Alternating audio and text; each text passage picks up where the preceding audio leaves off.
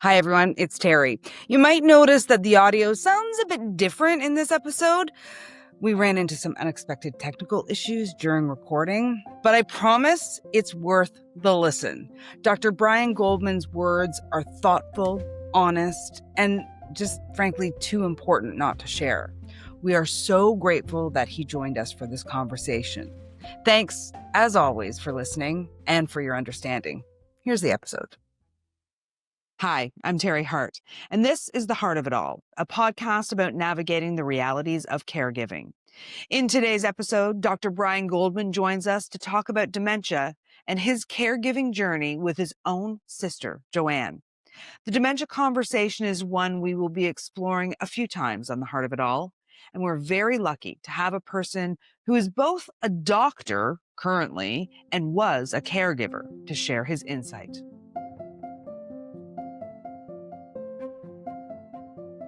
There's no doubt about it. A dementia diagnosis is scary, and the numbers are increasing.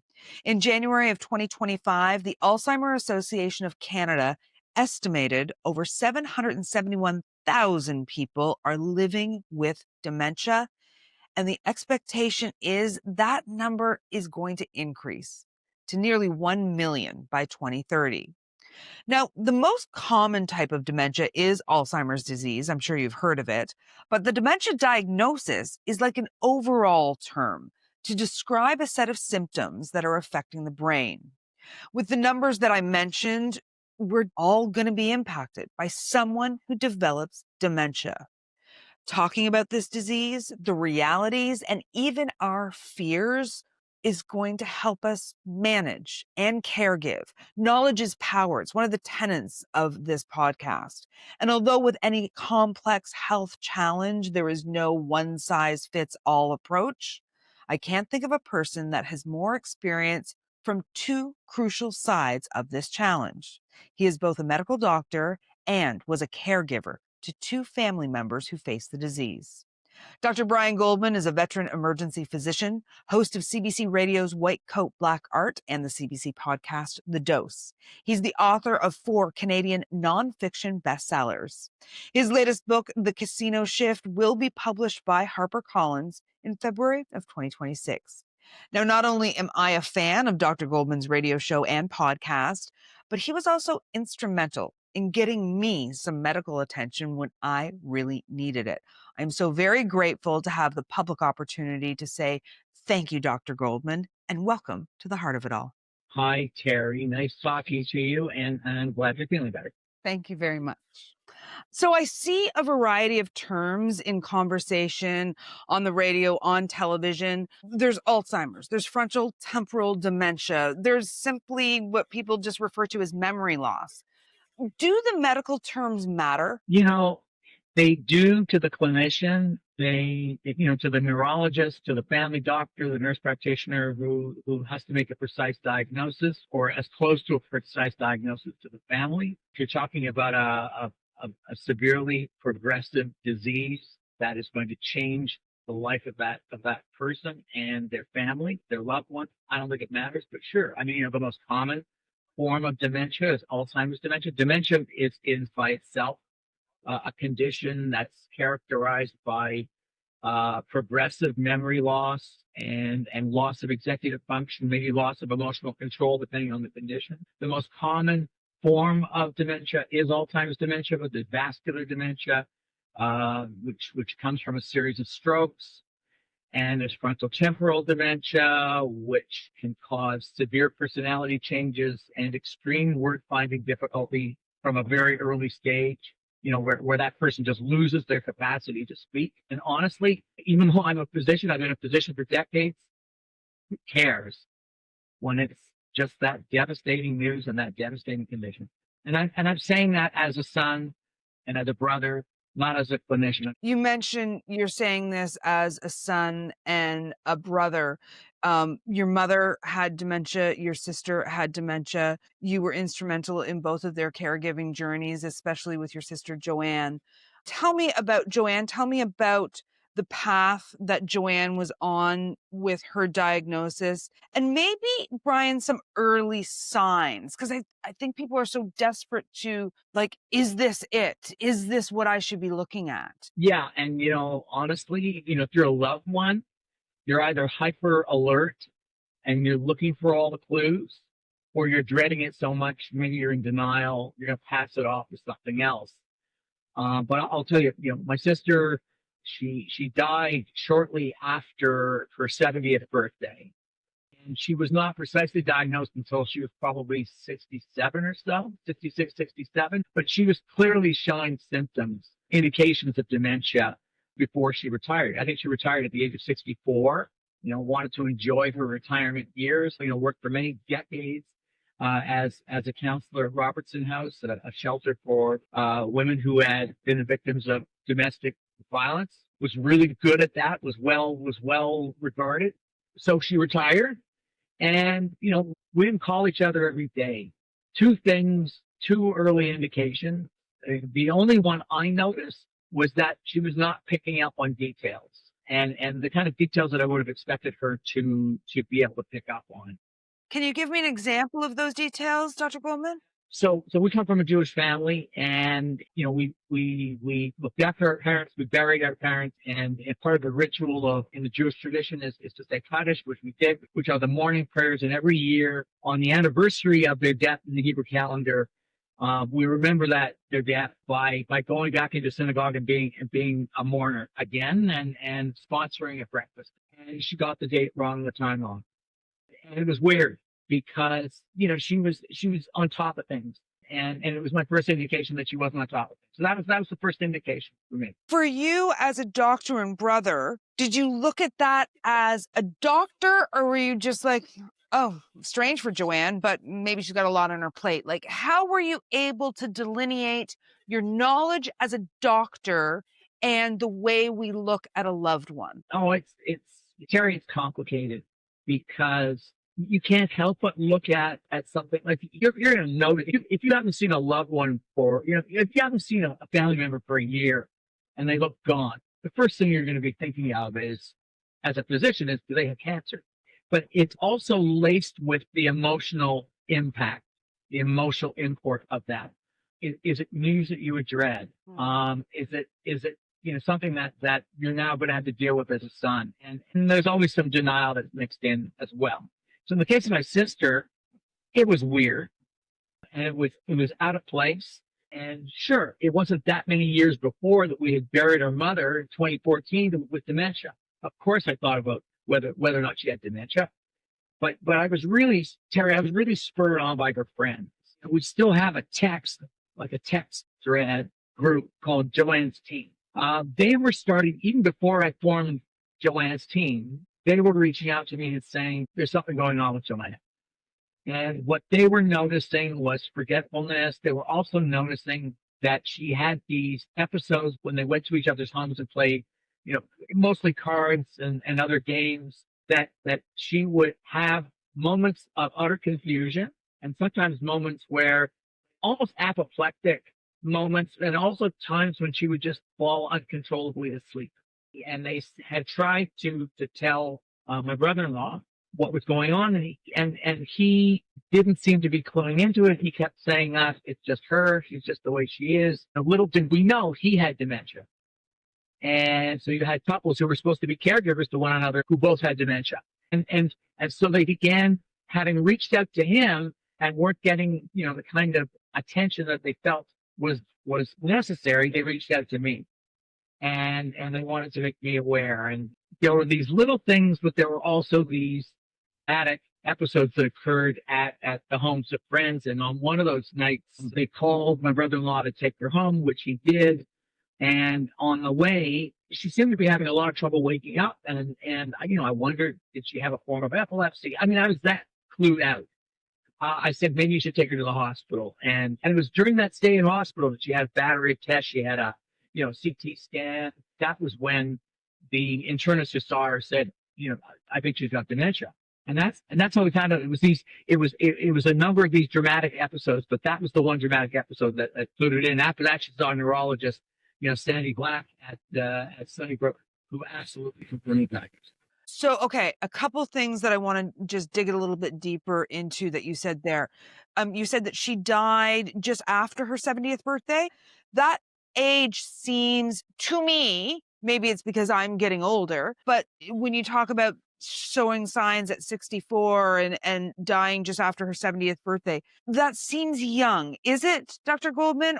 Yeah, it is. It is, Terry. If you're diagnosed, I guess, of showing signs, because it's so difficult to get a quick diagnosis. If you are showing symptoms of dementia prior to age 65, it's an arbitrary distinction, but it's considered young onset dementia. So she had young onset dementia. So that story of forgetting the date and her friends reaching out and knowing the situation her husband was in at the same time, the signs with him, the internist at the ER not waking up, all of this is like, kind of a 1, 2, 3, 4, 5, 6, 7 punch. And you had said that by the time she started showing signs, there was no time for you to feel what you needed to feel. And I'm hoping that you can drill down a little bit deeper for us there, because I think that this is such a thing for caregivers, that a diagnosis can come on so quickly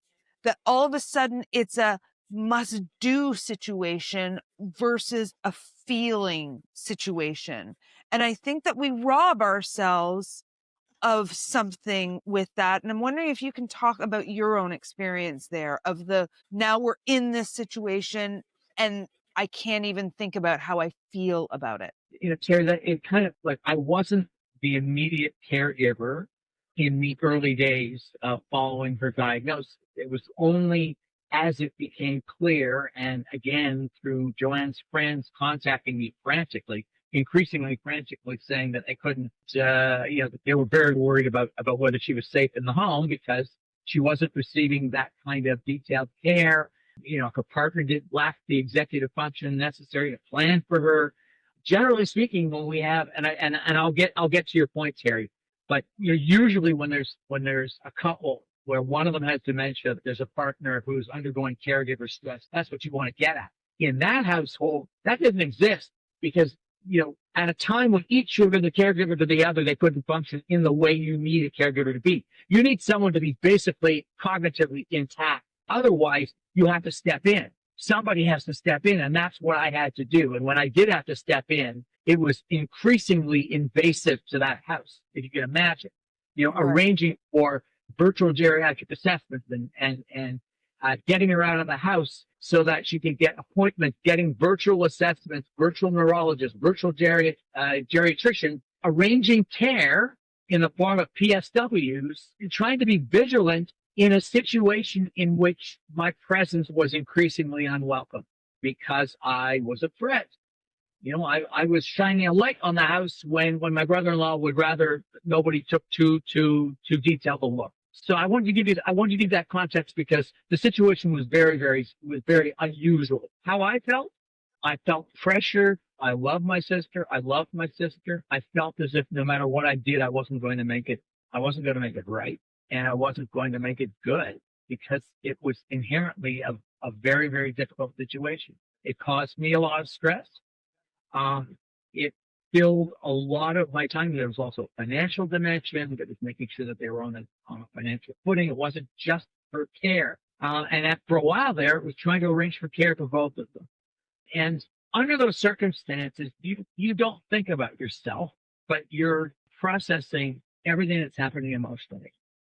I could not have put words, in a sentence that said, I'm going to be the last member of my family alive. In retrospect, as my sister was dying, and that took place over 2 or 3 months, she died in a long-term care facility, all through the trajectory of her illness from the removal from her house into a hospital and then eventually into long-term care. During all of that time, I didn't process how I was feeling. I wasn't able to because I put my full focus on her and on the family. And I can tell you that all of that time was like a living nightmare because we had just buried our parents, and you don't expect you expect a major random of 10 or 15 or 20 years. And that didn't happen. And it was like, oh, here we go again. Except the other times I had my sister to help, and now I was helping my sister, and she wasn't there to help me. So no, I had no time to process any of it. What if, it was a living nightmare, and you have to put aside your feelings. And yes, caregivers who look after loved ones with dementia, especially, in their older years, when they have declining capacity themselves to do that kind of work. And it's hard work. It's really, really hard work. It's hard emotional work, and it's hard physical work. And you have to often deal with a spouse who doesn't recognize you and has undergone dramatic personality changes. Maybe, they had a little bit of paranoia during their lives. They tend to be suspicious, and now they're very suspicious, and they're very angry, and they're not happy about their lives because they know something's terribly wrong, but they don't know what it is, and or maybe they're lashing out. There are a lot of people who are going to be listening to this who may have loved ones who have physically assaulted them, and that was the reason why they maybe needed to be removed from the home. All of that is going to contribute to the misery of caring for someone with dementia. Now, I don't want to say that it's all bad. There can be moments of bliss. There can be moments, if you can stay in the moment and resist the urge to worry, because you're always worried about the future. But if you can put those aside, then there are actually moments when you connect. I had moments when I connected with my sister. I want to jump back to something you said. It wasn't just the physical caregiving. It wasn't just the medical caregiving, but it was also financial, making sure that they're on a financial foot. And I'm wondering, in those beginning stages, when you knew maybe there was a problem, you knew that maybe your brother-in-law was cognitively experiencing some challenges, were you able to talk to either the two of them together when it became clear that you would have to step in, Dr. Goldman? Or did you miss that chapter in a way of being able to ask them what they wanted and how you could be a part of those solutions? So early on, my partner Tamara and I came over to their house. They were quite willing to accept help. They allowed me to look at their papers, and I discovered that they had signed their own power of attorney documents for health, for personal decisions and for financial. And each had named me the second power of attorney if the spouse was unable to fulfill that obligation. And so, yeah, we were able to have that early on. And the reason why I wanted to talk to them was that their financial planner had contacted me and said, we're concerned about how they're managing money. I just want to interrupt because that's such a crucial point. When my dad had vascular dementia, he'd had a few strokes, and we went to a neurologist, and the first thing the neurologist asked is, are there any financial changes? And for anybody listening, that can be one of the earliest indications of cognitive change. And if you're wondering how to talk to people about that, listen to the first episode of The Hart of It all about having difficult conversations, because I'm telling you, that is something that can really allow you to see something that maybe you're not seeing around the dinner table. Do you agree with that, Dr. Goldman? I agree with that. I'll add another tip to that. Any source of collateral information, in this case, it was a financial planner, but, it could have been a neighbor who noticed that something that they usually did scrupulously, like taking the garbage out, they're not taking the garbage out anymore, or they're doing it sporadically. Any kind of clues that you can get, if your loved one lives in a condo or an apartment, often they know their next door neighbors, down the hall, and you might get a call. There might be an offhanded comment from a neighbor who says, I don't want to fry, but, and you want to listen to the but. And the financial piece, that's probably one of the earliest things that you are going to notice. And that's how my wife and I got drawn into it. We discovered that I was the alternate power of attorney if the spouse was unable to fulfill that duty. But one of the things I want to tell you about alternate power of attorney, I call it the powerless of attorney, because you don't have any power of attorney until and unless the first person resigns or is declared incompetent. And our society, our judicial system, assumes that you're competent until proven otherwise. You would have had to take your sister and your brother-in-law to court to prove their incompetence to actually enact your power of attorney for each of them because they were both living. That's right. And it's doable. Of course it's doable, but remember that the system assumes that the person is competent until proven otherwise. So you have to go to great lengths to prove it. Not surprisingly, my brother-in-law saw it increased over time, increasingly saw my attempts to stabilize their finances as a means of taking control and taking his finances away from him. Eventually, he actually rescinded the power of attorney. He went to a lawyer, or he was directed to go to a lawyer, and was deemed to be competent enough to rescind it, and did eventually have someone else name somebody else as his power of attorney. And that's fine. After that, he had competent advice, which is great. There's something that needs to do. I'm not a financial planner, by the way. And very often family members discover that they've been named the power of attorney. And one of the things I would certainly recommend is that if you do want to name a loved one as a power of attorney, that you actually ask them, is this okay?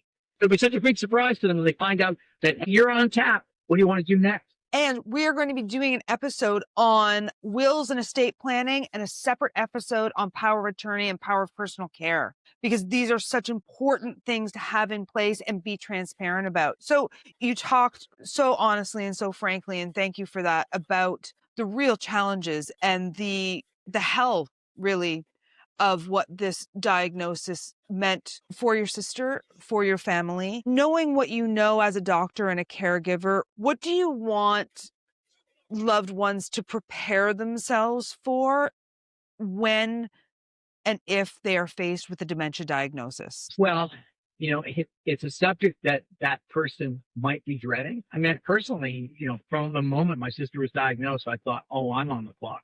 And you would want to think that as a physician that I'm going to be well prepared, and I am. My wife is my power of attorney, and I have an alternate power of attorney, and so does she. And so we've arranged for that. We updated our wills. That's great. You need to do that. I think that while you're competent, you want to make sure that whoever is your power of attorney knows what your wishes are. So, for instance, I don't want to end up in long-term care. I don't want to end up in a long-term care facility. If I've got the financial means, I'd rather be looked after in my own home, by PSWs, by other providers. And we know how to do that, how to get into the network and find out who's hiring and who's available. It's not hard to get into the network once you try. I think there's a difference, Terry, between knowing you've got dementia and speculating on what you would do if you're diagnosed formally with dementia.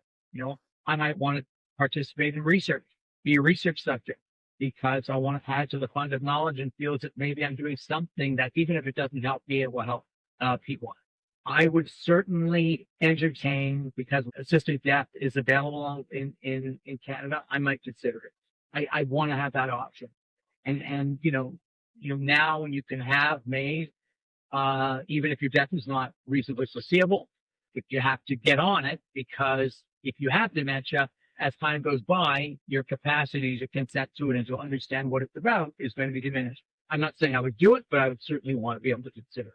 We're very, very lucky here on the Heart of It All. We are going to have Dr. Jean Marmorio, who is one of the architects of the MAID program in Canada. I'm sure you know that, Dr. Goldman.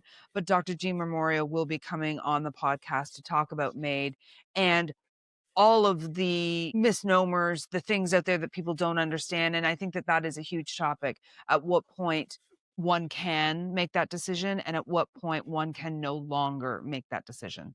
So, and I'm glad you're doing that. So, I mean, clearly, my experience has been at the nexus point of a lot of the topics that you're talking about, which is great. Now, my advice for caregivers, you'll be entering a period of your life that will not be kind of one and done. It won't be over with in a week or a month. It's going to be years. And you're going to be working all out for a loved one. You have to, first of all, take care of yourself. If you don't take care of yourself, you won't be around to take care of your loved one. Not just because of caregiver stress, which is real, and it dampens your immune system, it makes you depressed, and it can predispose you to diseases like cancer just by the caregiver burden. there is a tendency to become isolated. Seek out your team, stick with your friends. If you can, try to assemble the people. We assembled Joanne's team. It wasn't just her friends. She invested heavily in friendships over the decade, and it paid off until the end, until the very end. That her friends were always there for her till the very last day of her life. And lean on your friends.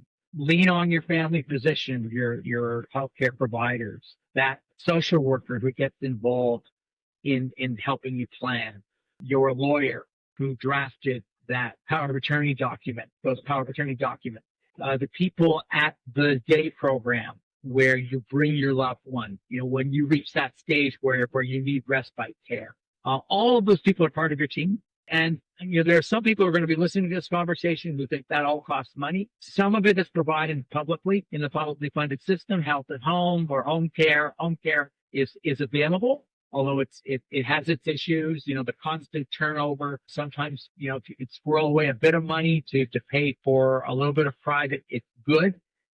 Pay cash for somebody, because if you can do that, at least you can have somebody who you can count on for a certain period of time. And don't hover. Use that time as a respite so that you can go out and do something for yourself, and don't feel guilty that you're doing something for yourself, because your loved one would want you to do things to take care of yourself. Yeah. I was very touched listening to you talk about Joanne and talk about kind of the last couple of years of her life and how you became the Joanne Whisperer, and how that meant that you had to understand and learn what she was trying to convey. I think it's so beautiful what you did for her, Dr. Goldman. What did that mean for you and for her? It meant that I was trying constantly, especially after our mother. Both my sister and my mother had tremendous word finding difficulty, and they found it very difficult to express themselves. And my sister and I, with our mother in her declining years, we made the mistake of assuming that if she couldn't talk, she couldn't understand, and she could understand. And I was determined not to make that mistake with my sister. I started playing music from her youth. Pat Stevens and Joni Mitchell and Carroll King, James Taylor. She was a bit of a folkie. She liked, she was never into hard rock. Although she did go to the second Beatles concert at Maple Leaf Gardens in Toronto. That is a flex, Dr. Goldman. Your sister, my goodness. I played that music. I played Beatles music as well. And her eyes would light up. And, this being the Joanne Whisperer was really important, particularly as her dementia progressed. And she was transferred to long-term care. She spent the last almost 5 months of her life at Baycrest, at the Baycrest Center for Geriatric Care. And it was a nice place. They took wonderful care of her. She had a private, her own PSW who would come in. I needed to understand things on an elemental level. One of them was that I had to realize that I was the one that was shoveling food into her mouth, and that there was a time in which she did not want me to be feeding her. And that's what I mean by being the Joanne Whisperer. I had to be able to set that aside and bring in a caregiver. I brought back her favorite PSW to come into Baycrest to feed her, because she accepted feeding from her more than she accepted it from me. And she still has the autonomy. She still is a person to be able to want those things. She wanted me to be her brother and not her caregiver. Long after she had lost the ability to speak sentences, last polysyllabic word that she used to describe her predicament, there was a time when, I went from feeding her to just being with her while the caregiver fed her. And I could see, I had some difficulty feeding her, and my sister was increasingly unwilling to be fed, and that was part of the process of letting go. And it was also necessary to be Joanne Whisperer to know when she was ready, when she was done, and so that I could preserve her autonomy. There was one particular Sunday when the caregiver was getting frustrated at not being able to feed my sister. And what I would do is I would speak to my sister as if she was cognitively intact, almost as a therapist saying, you seem angry today. I don't know how she mustered it, but when it was increasingly difficult for her to talk and she was not using any, polysyllabic words, in that moment, in that context, when she was being so difficult at being fed by the caregiver, she said one word: embarrassing. This was from, a 70-year-old who had dementia, who we thought didn't understand. And she understood that the predicament of being fed by a woman who was half her age was embarrassing. And that said it all to me. Wow. She was all there right to the end. In the summer before she died, she was at Hillcrest, which was it's called a reactivation zone, a reactivation center. The idea is to mobilize people. It's also used as an alternate level of care place until you're placed in a long-term care facility. I think a lot of people would use the word a rehabilitation center. Yeah, they're constantly reinventing new jargon. So reactivation centers. I mean, that's weird. That's what they call it. This is not a misnomer. This is what they call it, the reactivation center. Anyway, she was hospitalized with a severe episode of aspiration pneumonia. She nearly died. And we got her back. She was treated, and for a while it looked like she wasn't going to get out of hospital. And then she had 2 or 3 decent days when her oxygen saturation didn't go down. They sent her back to Baycrest, to the palliative care unit. And I had a conversation with her, and I said, how about the next time this happens, we give you oxygen. They can give you suction if necessary. If you're having breathing distress, they can give you hydromorphone. How about we give you all of that at Baycrest and never transfer you back to the hospital again? And she agreed. But remember, she was not verbal. So I had to be able to be in communication with her on a very deep level. I don't want to kind of candy coat it and make it seem as if it was all great and all light. In December 2022, she contracted COVID and she stopped eating, and I knew that was the end. It's interesting. Yeah, I do want to say this. You were saying that this was like a runaway freight train. The freight train for me was when she was dying and I couldn't make it stop. It was just, we were just galloping towards the end. And I was alone. I had my family. I had Joanne's friends, but that was a really, really hard period for me because I could not process my own feelings until after she was gone. You said, I'm an ER doctor. My job is to find the next solution. I'm not a palliative care doctor that accepts that the end is near. And I was so struck by that delineation in terms of how you, as a brother with Joanne, a family member, a loved one, and your training as a doctor intersected at that moment in a kind of non-complimentary way. Yeah. Because my bias as an emergency physician is to fix problems. And we all know, people who practice emergency medicine know that sometimes care, medical care does more harm than good. And sometimes the wiser route is to withdraw care. And, I understood that in the case of my sister. I think what was different about that situation was that my emotional attachment to my sister made it difficult, made it painful, even though it was the right thing to do. But I can tell you that, when our mother started to have aspiration, food contents going into her lung, it was basically agree as her powers of attorney to a feeding tube or let her die peacefully. We could not bring ourselves to do that. And we allowed feeding tube. Now, she had her first episode of aspiration 3 weeks after our father had died. And I remember saying to my sister, I don't feel like making another funeral now. Do you? And she said no. But, in retrospect, it would have been far more humane and compassionate to let our mother die.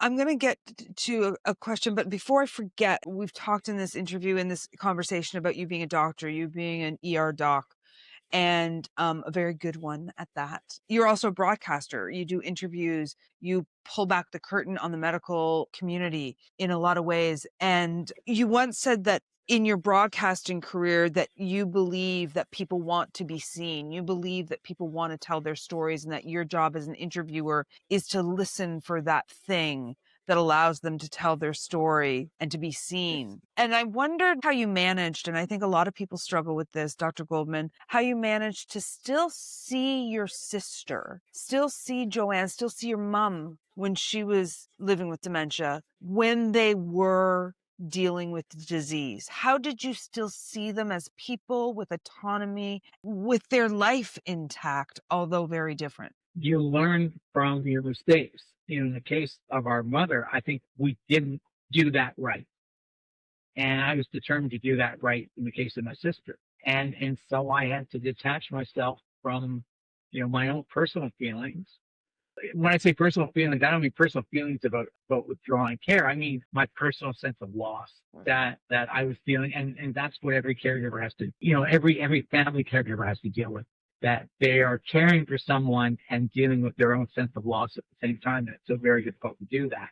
It's not easy because you are constantly having to be aware of what your loved one's wishes and needs are at that moment. As their power of attorney, your job is to stand in their place and make decisions based on what they would want, not what you would want. That's really, really very important. And I guess maybe having three cracks at it, father, mother, sister, eventually maybe you get it right. You don't get everything right, by the way, you don't. So, in the spirit of not getting everything right, and in the spirit of your very, very popular 2012 TED Talk, that was about doctors making mistakes and how we give permission to doctors when they have made mistakes to talk about them, what mistakes did you make with your sister after her diagnosis of dementia? Some of them were, not totally my fault because my brother-in-law had dementia as well, and he was resisting receiving help. We tried to bring help in the house. The goal was to try to have her remain at home for as long as possible. And what I tried to do was arrange care for both of them so that they could both remain in the home at the same time.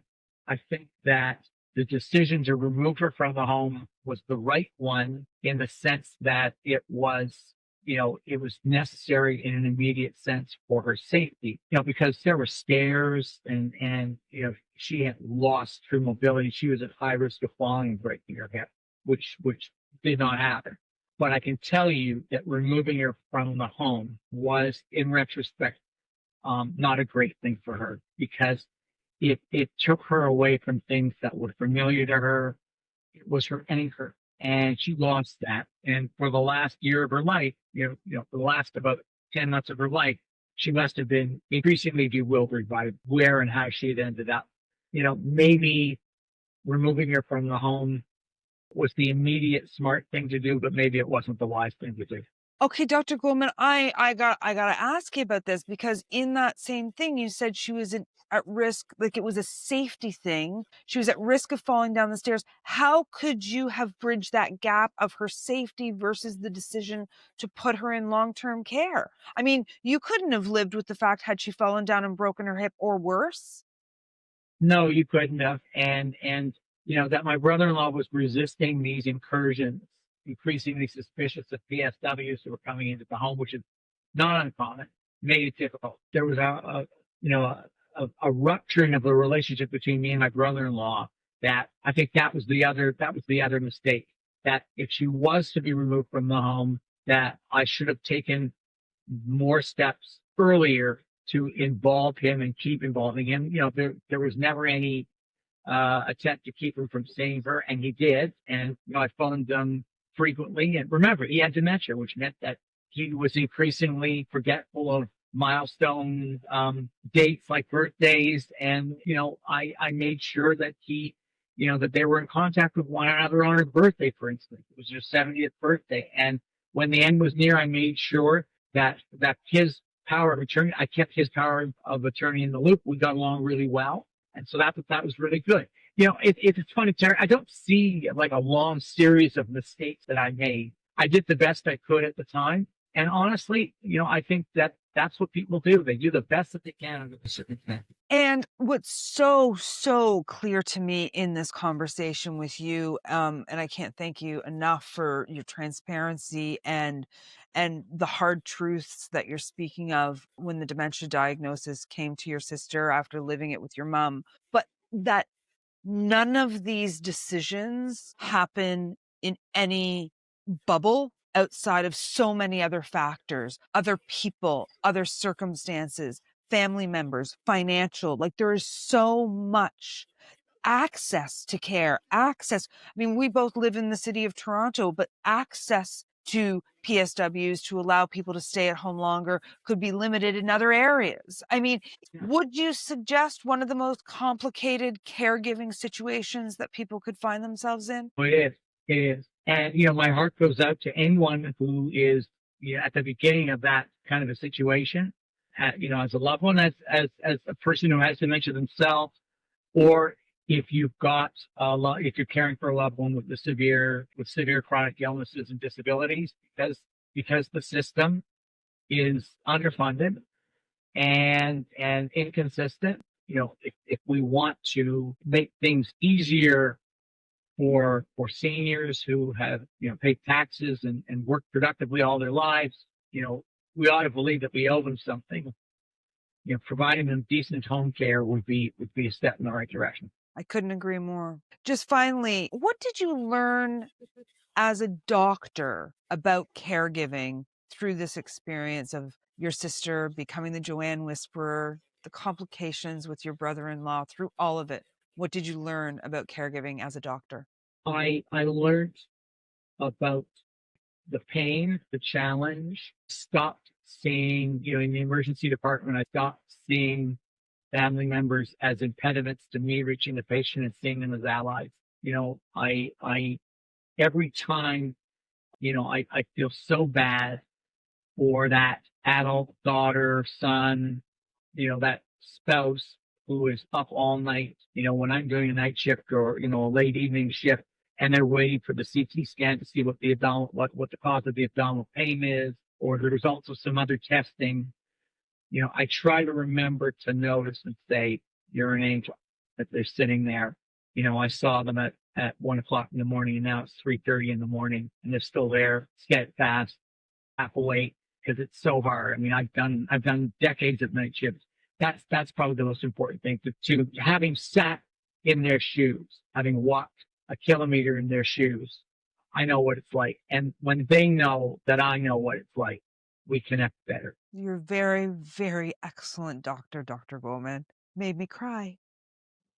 Thank you so much. Thank you for the honesty. I think that one of the things I said when we talked on the episode about starting difficult conversations is when my dad was dying, I was always so grateful when people just said to me, "Oh, Teri, this must be hard," instead of trying to give me a solution or tell me to go and get a massage. I think that that is what this conversation is going to do for people who are in the midst of caregiving for somebody who has dementia, is recognizing how hard it really is. So thank you for that. You're welcome. I hope it helps. Thanks for listening to this episode of The Heart of It All, a podcast about navigating the realities of caregiving. And boy, did we go there today. The podcast was created, executive produced, and is hosted by me, Teri Hart, co-executive produced by Carrie, Hayden, and Jess Carroll of 6 of 1 Digital. Music provided by Riverside. Follow us on Instagram, Facebook, TikTok, and YouTube. So many options. We're at The Heart of It All Pod. And let us know, how has dementia affected your family? What supports are you looking for? And how can The Heart of It All help you as a caregiver to someone with dementia? You can find Dr. Goldman's info in our show notes, and I highly recommend listening to his podcast, White Coat, Black Art. If you like the podcast, please subscribe and share this episode with someone who you think could benefit from these conversations. Also, consider giving us a review on Apple Podcasts, Spotify, or wherever you get your podcasts. And please, always, take care. So, this week's movie or TV recommendation, there's quite a few that you can choose that deal with the topic of Alzheimer's, but one that stayed with me for a really long time is Still Alice. Julianne Moore, Alec Baldwin. It's I think a realistic look, as realistic as a movie can be, about what families go through with an Alzheimer's or dementia diagnosis. It is heartbreaking, but really, really worth a watch. Still Alice, starring Julianne Moore.